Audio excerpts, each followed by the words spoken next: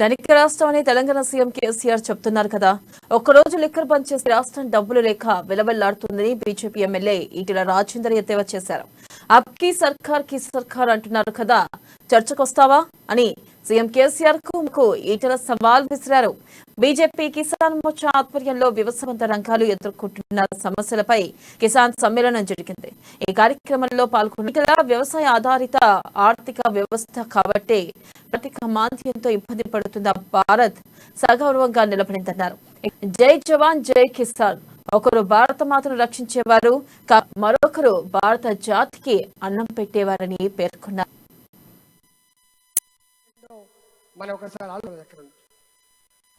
మరి రైతు కూడా పండించి ఉత్తగిస్తలేడు, రైతు పంట పండించి అమ్ముకుంటున్నాడు మాట్లాడుతూ ఉంటారు.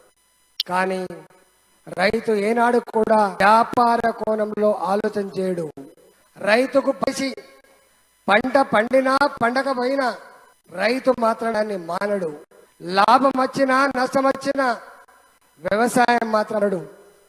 రక్తాన్ని చెమటగా మార్చి ఈ దేశ సౌభాగ్యం కోసం ఇవాళ పంట పండించి కడప నిండా అన్నం పెట్టేవాడు రైతు అని మనం చెప్తున్నామో, ఆ రైతు జై కిసాన్ అని ఎందుకంటో మనం ఒకసారి ఆలోచన చేసుకోవాలి. ఎక్కడ రైస్ మిల్ పెడుతున్నా, ఆ రైస్ మిల్ యజమాని నేనింత పెట్టుబడి, నాకింత వడ్డీ పోయింది, అసలు మీద పెట్టుబడి పోయింది, ఇంత లాభం వచ్చిందని చెప్పి లెక్క చెప్తాడు.